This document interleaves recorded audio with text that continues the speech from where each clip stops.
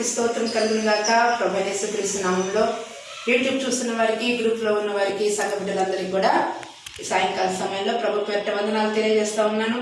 ప్రియులారా, మరి సామెతల గ్రంథం 22వ అధ్యాయము 9వ వచనంలో భక్తుని సొలొమోను ఈ రీతిగా సెలవిస్తూ ఉన్నాడు. దయాదృష్టి గలవాడు తన ఆహారంలో కొంత దరిద్రునికి ఇచ్చును, అట్టివాడు దీవెన నొందును.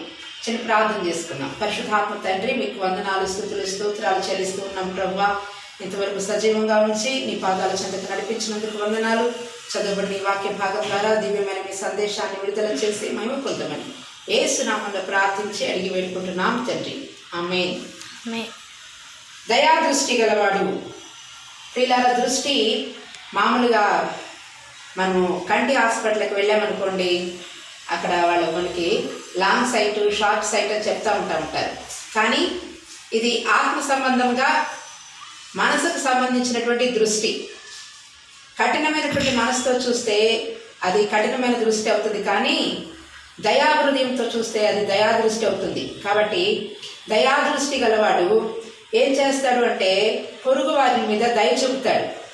మరి అది కూడా ఆహారం విషయంలో, మరి కనీస అవసరాలు అంటారు కదండి, మరి ఫుడ్, క్లోజ్, షెల్టర్, ఆహారము, వస్త్రము, వసతి గృహం. కాబట్టి ఈ మూడు కూడా ప్రతి మనిషికి అవసరమే. కానీ అన్నిటిలో ప్రాముఖ్యమైనది ఏంటి అంటే ఆహారం. ఆహారంలో మరి నీకు సమృద్ధి ఆహారం ఉన్నప్పుడు నీవు ఒక్కడివే తిని త్రాగి మత్తుడు అయినటం కన్నా ఎక్కువైపోతే కడుపు నిండిపోతే అంట యెహోవా ఎవడని అంటానని ఈ భక్తుడు సొలొమోను అంటాడు. కడుపు నిండిన వాడనై యెహోవా ఎవడని అంటానేమో. కాబట్టి ఒకవేళ మరీ లేకపోతే బీదనై దొంగిలి నా దేవుని నామాన్ని నేను దూషిస్తానేమో. ఆహారం లేదు కదా, బీదవాడిగా బ్రతకటం ఇష్టం లేదు. అట్లాగని ఎక్కువైపోయి కడుపు నిండిన వాడనై అట్లా ఉండటం ఇష్టం లేదు. కాబట్టి ప్రియులారా, జీవితము బ్యాలెన్స్డ్గా వెళ్ళటానికి మరి దేవుని ఎదుట సాధకం చేసుకోవలసిన వారంగా నీవు నేను ఉండాలని పరిశుద్ధాత్మ తండ్రి మనల్ని హెచ్చరిస్తూ ఉన్నాడు. కాబట్టి నీ ఆహారంలో కొంత నీవు నీ పొరుగువారు, బాగా ఉన్నవారికి కాదు కానీ, కడుపు నిండిన వారికి కాదు కానీ, కడుపు నిండినటువంటి వారు, కూర వండుకోలేనటువంటి స్థితిలో ఉండేటువంటి వారు కొందరు ఉంటారు. ఎవరున్నారని చూసి వారికి నువ్వు కొంత సహాయం చేస్తే వాళ్ళు ఏమనుకుంటారంటే దేవుడు నాకు ఈ ఆహారాన్ని పంపించాడు, దేవుడు నాకు ఈ కూరను పంపించాడు అని అనుకుంటారు. ఒక్కొక్కసారి సేవకు వెళ్ళి అలసిపోయిన సమయంలో నేను కూడా అలాగ అలసిపోయి ఇంటికి వచ్చినప్పుడు ఎవరైనా నాకు కొంచెం ఆ రోజు ఎవరైనా కర్రీ ఇస్తే దేవుడు నాకు ఇది పంపించాడని సంతోషించి స్తుతిస్తాను. అదేవిధంగా ప్రియులారా, మరి మన ప్రేమ సహవాసం తరపున కూడా కదలకూడదు, వీడియో అట్లా తీయాలి స్ట్రైట్ జాగ్రత్తగా. మన కార్యక్రమాల్లో కూడా డిసెంబర్ మాసంలో ఫుడ్ ఫర్ పూర్ అంటే పేదవారికి ఆహారము అనేటువంటి కార్యక్రమాన్ని మనము నిర్వహిస్తూ ఉన్నాము. పరిశుద్ధాత్మ తండ్రి ఇచ్చినటువంటి ఆలోచన. క్రిస్మస్, మరి ఈస్టర్, ఇంకా రకరకాల పుట్టినరోజు, పెళ్లి రోజు, పండుగలు మనం అందరం కూడా ఇళ్లలో బాగానే చేసుకుంటాం. కానీ పేదలని లక్ష్య పెట్టాం ఆ సమయంలో.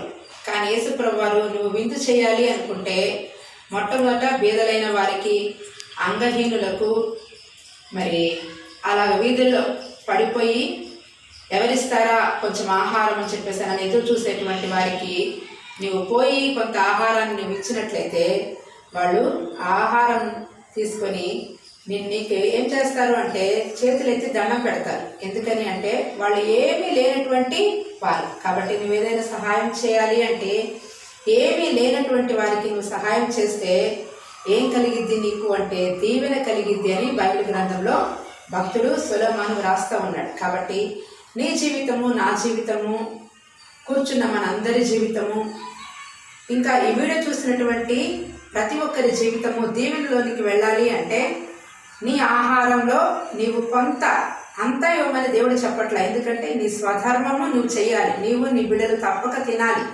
కానీ దాంట్లో కొంత నీవు దేవునికి, అంటే దరిద్ర నారాయణుడు అంటారు హిందూ ధర్మశాస్త్రంలో కూడా.